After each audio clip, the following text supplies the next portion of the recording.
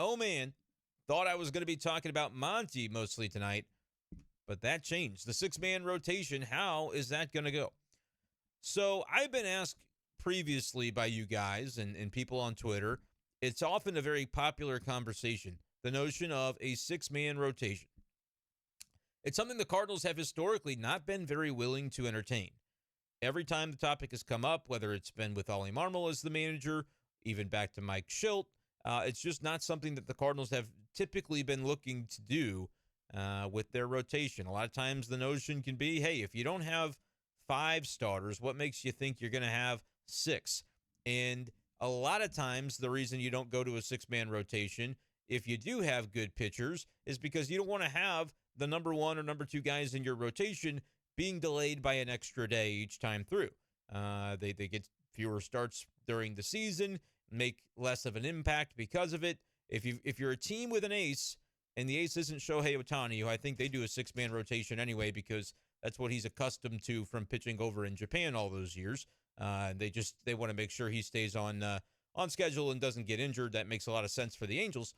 But otherwise, if you've got an ace, you pretty much want to get him out there every 5 days. And there will be times throughout a season where maybe you could look to amend that, but for the most part, that's to the benefit of the team to get your best pitchers pitching more frequently.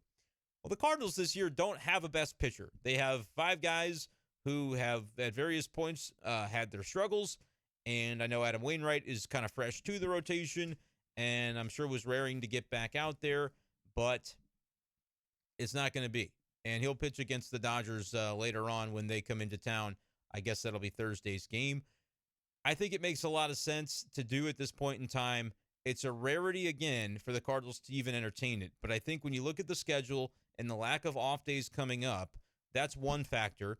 And I think the other aspect of it is we've been having the conversation on the stream. Who do you replace if you're the Cardinals trying to bring Matthew Liberatore up? He's been kind of beaten down the door with the way he's performed at Memphis this season. ERA just sitting slightly above 3 right now. It had been well below 3 the last couple of outings. Not that he's gotten knocked around per se, but 4 runs allowed, I believe, in each of the last 2 outings for Matthew Liberatore at Memphis.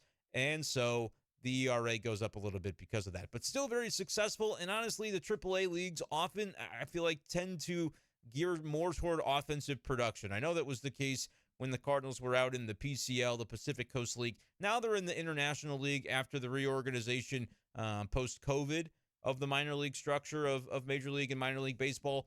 So maybe that's not as applicable as it used to be. But it always does seem like you get those guys who they might be top prospects, but if they're in Double-A, they're shoving and the ERAs are sterling. But then they go to Triple-A, and sometimes it's rare to find over the course of time. And in my anecdotal, again, experience kind of following this stuff, it seems like a lot of times those guys in AAA, they might have an ERA 3.5 or 4, but they could still get that call up and turn into pretty good major league pitchers. A lot of times just offensive minded baseball tends to dominate down there for whatever reason. So I think it is impressive what Liberatore has done this season. He's really been able to put himself back on the map for the Cardinals. Kind of lost his luster a little bit as a prospect, which isn't necessarily fair to say about a guy when he gets his major league debut and just doesn't instantly thrive. It's kind of to be expected that there's going to be a learning curve and there could be some bumps in the road. But I thought it was interesting. I've referenced this before. I thought it was interesting that Matthew Liberatore at winter warm-up kind of talked about the fact that he felt himself in reflecting upon his first season in the cup of coffee that he got a couple of different times in St. Louis, reflecting upon the fact that he didn't really have the bulldog mentality, is what he called it, that he would customarily see himself with. It wasn't something that he was able to do enough last year, and kind of caught himself reviewing the season and recognizing that that's something he's got to get back to if he wants to succeed at the big league level. And I think he came into this season, even starting back in spring training, with a purpose and was able to have a very productive spring, and then has parlayed that into some success at the AAA level. And so the Cardinals, I think it's been clear if there was a pitching injury, aside from the Wainwright one, once they removed Woodford from the rotation, which that kind of coincided with the return of Wainwright anyway. But Woodford had kind of run its course, I think, in the rotation and had struggled. Obviously, ultimately, he's on the injured list, and so technically it's not like he was demoted or lost his job, but that was really going to be the situation. He had been moved to the bullpen, And I think it was pretty evident to everybody paying close attention that if the Cardinals had a need for another starter, that was going to be Matthew Liberatore, based on the way that he had performed in AAA. But guys are healthy, and the one guy that you thought might actually get replaced at some point in time, there were some rumors and some scuttlebutt that they might skip a start for Steven Matz there for a minute. He's actually turned things around a little bit, at least, to the extent that you're not going to remove him from the rotation. His last 2 outings, getting into the 6th inning, not allowing more than 3 runs, a grand total of 4 earned runs across those 2 outings. And so they're not removing or Steven Matz, I should say, any point soon. And so that kind of did leave Libby in a tough spot where it's like he really has earned an opportunity to show what he can do again at the big league level. They just had nowhere to put him unless you go to this 6-man rotation. That's what the Cardinals are going to do now, at least for the course of the next 3 weeks or so when they don't really have any off days to speak of. I think it's a benefit to this team because they really don't have an ace. They don't have that guy that you look at and go, well, you can't afford to put him on a 6-man rotation because you're going to be wishing you had a couple extra starts from ace XYZ at the end of the season. Right now, the Cardinals don't have that guy. Could Jack Flaherty throw a few more times and turn into that guy once again for the team? That's possible. I don't want to put the cart before the horse on that, but he really did look good in his outing last night at Busch Stadium, so we'll see. But other than that, you just haven't had that guy that's just a dominator. And so for right now, I think it makes all the sense in the world to go ahead and give Libby an opportunity to pitch at the big league level. And the reason the Cardinals are doing this right now rather than a different point in the homestand or the next stretch of games is pretty simple. It's that the Brewers, you get an advantage against them with lefties. I know that Monty didn't have a great game tonight.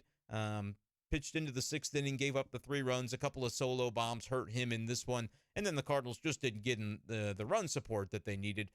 But Matthew Liberatore with an opportunity, another lefty. If you just look at the slash line for the Brewers this season against left-handed pitching, pales in comparison to what they're able to do generally against righties. And so I feel like that's an obvious way to make this happen. I would say it would probably be the opposite if you think about the way that Adam Wainwright tends to pitch, that he probably wouldn't thrive necessarily against a lineup full of guys that can hit pretty successfully against lefties. He's a righty, and so that might be a different situation for him.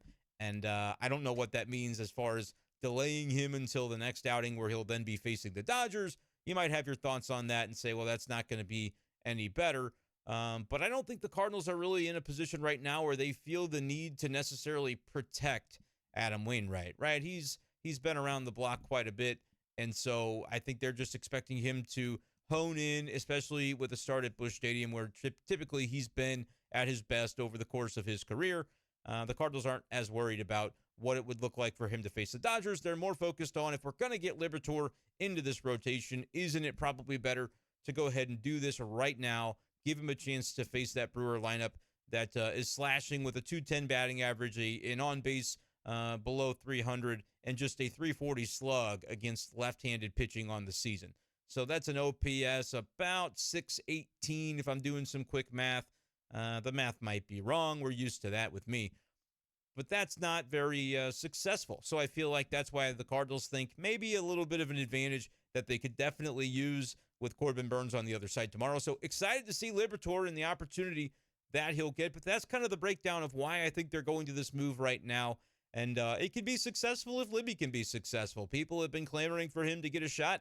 Now he's going to have that opportunity. And hopefully he takes it and runs with it. Because if he does do that, then there will be a little more scrutiny when it comes time to potentially bump back down to a 5-man rotation. You'll be able to look at things and go, now we've got data on what Libby is doing at the big league level this season. He can compare that to everybody else. And that is kind of going to put a guy like Steven Matz in particular, I think, just on a little bit more of an edge to say, hey, if you go 3 starts and Libby outperforms him for the next 3, could it be a situation where Matz goes to the bullpen? I think with the way he's pitched the last 2 times out, that's not imminent.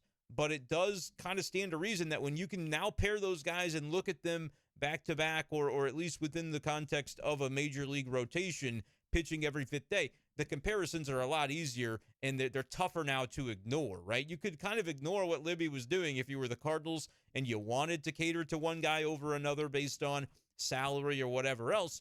But now you'll have an opportunity if you're Liberatore. Like if he pitches well for the next, I would say about 3 starts or so, that they'll be looking to keep this 6-man rotation.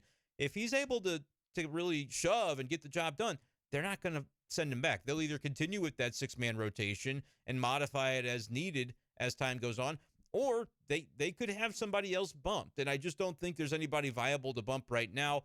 Matz would be the one if he were to struggle again, just because he was kind of close to getting that treatment previously. But big time for Libby, and I'm kind of excited to see what he does tomorrow. Granted, won't be at the game, and you probably won't hear me with a live stream tomorrow, depending. It could be a situation where we're back here at midnight again. But tomorrow, my wedding anniversary with my wife of 8 years now, and so will not be at the ball game. You won't be seeing the typical level of Cardinals coverage from me tomorrow, but hey, we might still hop on here after she goes to bed for a live stream. So Matthew Liberatore, though, he'll have to outduel Corbin Burns. That'll be rather interesting, and we'll see what he's capable of doing.